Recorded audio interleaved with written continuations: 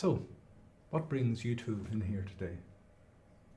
It's Jeremy, Dad. Look, it's just not working out. If I can just speak for a minute, it has to be said that I am working under exceptional circumstances. Come on, Jeremy, you're impossible to work with. Laurie, cool your jets for a moment, will you? I'm a fair man, Jeremy. I've run this shop for over 20 years. And never once in that time have I had to fire an employee. But this situation concerns me. Like I said, I'm working under exceptional circumstances.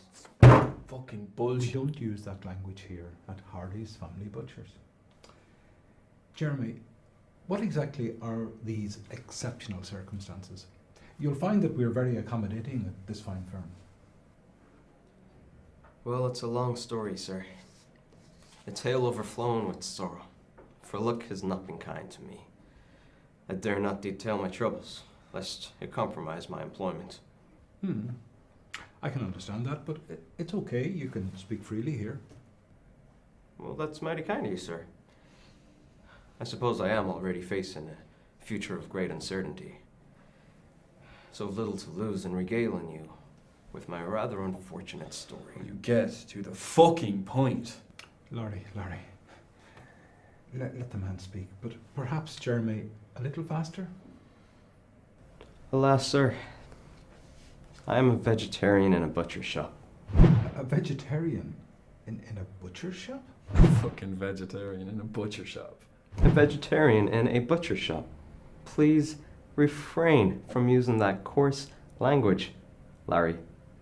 But what is a vegetarian doing applying for a job in a butcher shop? Well, in order to fully educate you with regard to my means, and indeed lack thereof, I must start at the very beginning. Okay, if you must, go ahead. It all began about a month ago. I was awaiting the return of my wife and daughter. My daughter had been at the hospital, and I was fearing the worst prognosis.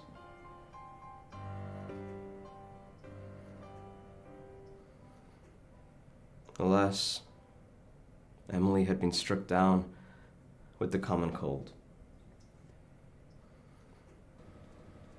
The common cold?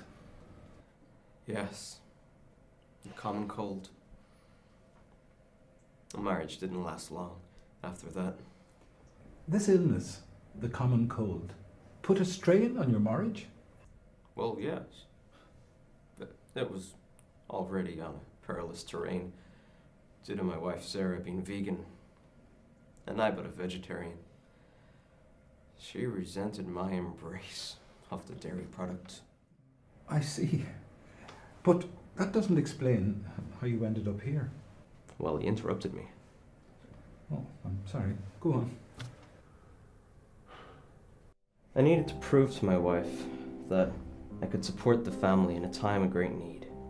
To do so, I needed to find employment.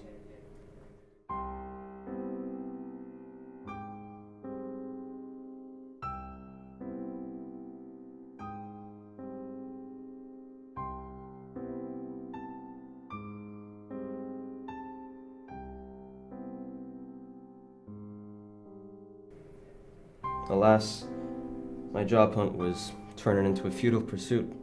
That is, until one day when I saw something that would compromise my morals, yet pay for Emily's medication.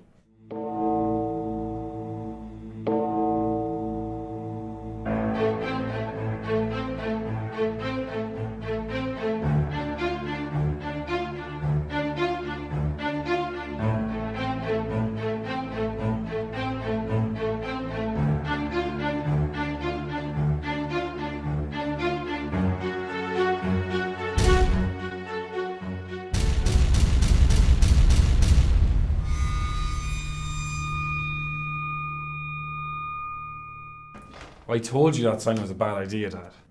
In hindsight, Laurie, you may have been right. Can we please just fire him? Look, have a heart. Jeremy's been through a tough time.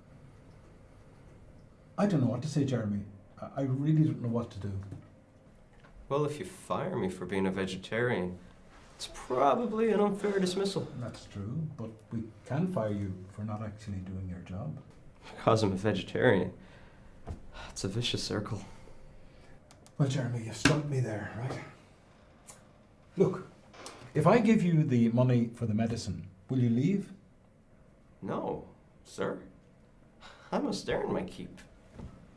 You're not doing anything to earn your keep. Look, Dad, I've had more than enough reasons to fire him. He prevented me from doing my job.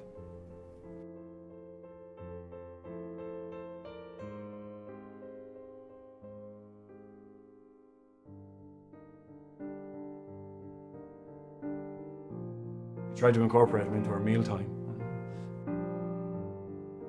And guess what? He didn't want nothing to do with us. Nothing to do with us at all. Why? Because we were eating a bit of meat. Perhaps worst of all, he had no respect for the customers.